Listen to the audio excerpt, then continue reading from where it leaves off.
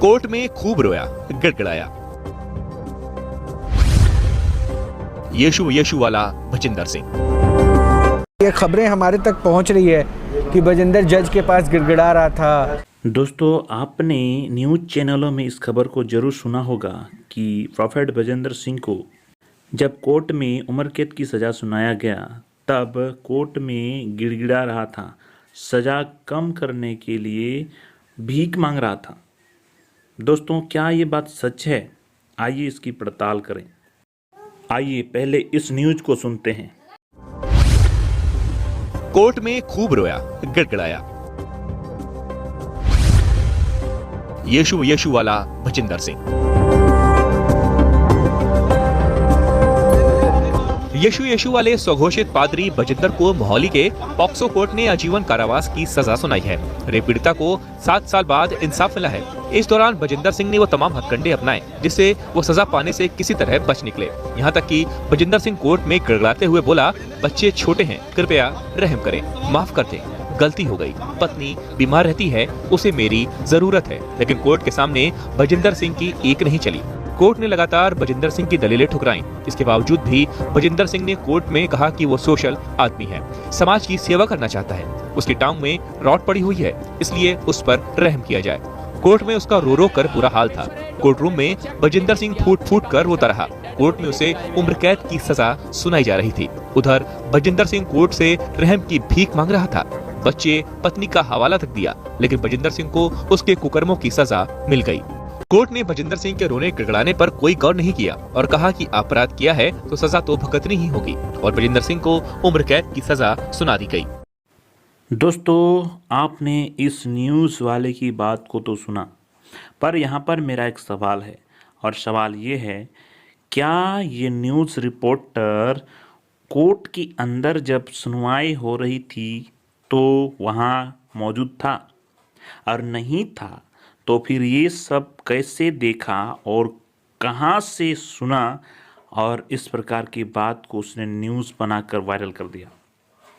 क्योंकि दोस्तों, आपने भी सुना, इस भाई साहब ने कहा सजा भजिंदर सिंह को पॉक्सो एक्ट के तहत पॉक्सो कोर्ट ने दिया और पॉक्सो एक्ट के तहत जब केस होती है तो उस समय जब इसका सुनवाई किया जाता है तब ये सार्वजनिक नहीं होती है।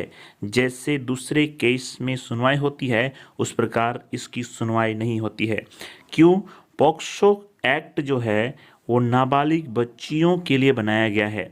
जब कोई नाबालिग बच्चियों को उत्पीड़ित करता है या यौन शोषण करता है उस समय इस एक्ट के तहत केस किया जाता है और जब इसकी सुनवाई होती है तो वहाँ पर ऐरे गहरे लोगों को आने का इजाज़त नहीं होता है।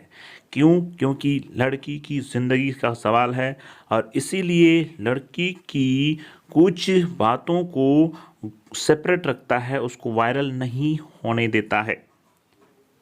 और इतने सेपरेट न्याय होने के समय जब दूसरे लोग नहीं आ सकते हैं तो ये न्यूज़ रिपोर्टर कैसे देखा और कैसे जाना? दोस्तों, मैं बताना चाहता हूँ कि ये न्यूज़ रिपोर्टर 100% झूठ बोल रहा है और इसके जैसा जितने भी लोगों ने इस वीडियो को, इस बातों को वायरल किया वो सब झूठ बोल रहे हैं। सच्चाई क्या है आइए हम जानेंगे और उन लोगों से जानेंगे जो कोर्ट के अंदर में मौजूद था।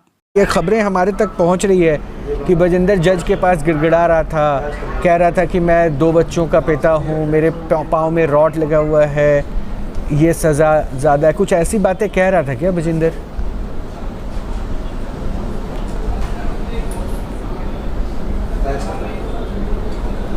बिल्कुल सर, आज देखो उसको अपने बच्चे याद आ रहे हैं। जब वो ऐसे दरिंदे और घिनौने काम करता है तब उसको फैमिली याद नहीं आती, तब उसको बच्चे याद नहीं आते।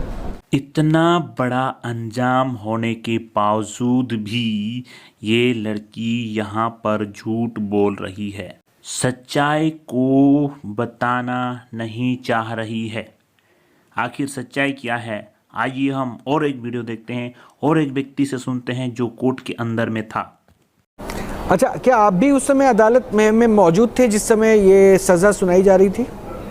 बिल्कुल हाँ, वहीं पे था सर मैं। क्या कमेंट्स एक्चुअली जज ने कहा, मैं अगर वो सुन पाऊँ आपसे, जज साहब ने जो फैसला सुनाया, सज़ा सुनाई, उसमें क्या था उनका कमेंट? देखो वो तो स्टेटमेंट तो पहले लिख रखी थी सर, उसमें तो साइन होने बाकी थे। उसके बाद में हैंड टू हैंड बाहर लेके चले गए और इसका फेस देखने वाला था सर, रोने वाला फेस हो रखा था। बाइबल हाथ में पकड़ी थी और फेस देखने वाला था इनका, रोने वाला फेस हो रखा था।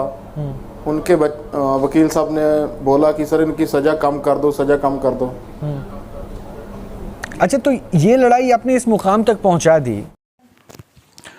तो सच्चाई ये है, कोर्ट के अंदर में बजेंद्र सिंह नहीं गिड़गिड़ाया है, ना ही फूंट फूंट कर रोया है, ना ही अपनी सज़ा को कम करने का अपील जज से किया है। न्यूज़ वाला झूठ बोल रहे हैं और झूठ को वायरल कर रहे हैं और झूठ को प्रचार करके लोगों को बरगलाने की कोशिश कर रहे हैं। जी हाँ मेरे प्रियो, तो सभी न्यूज़ वालों की बातों पर विश्वास ना करें।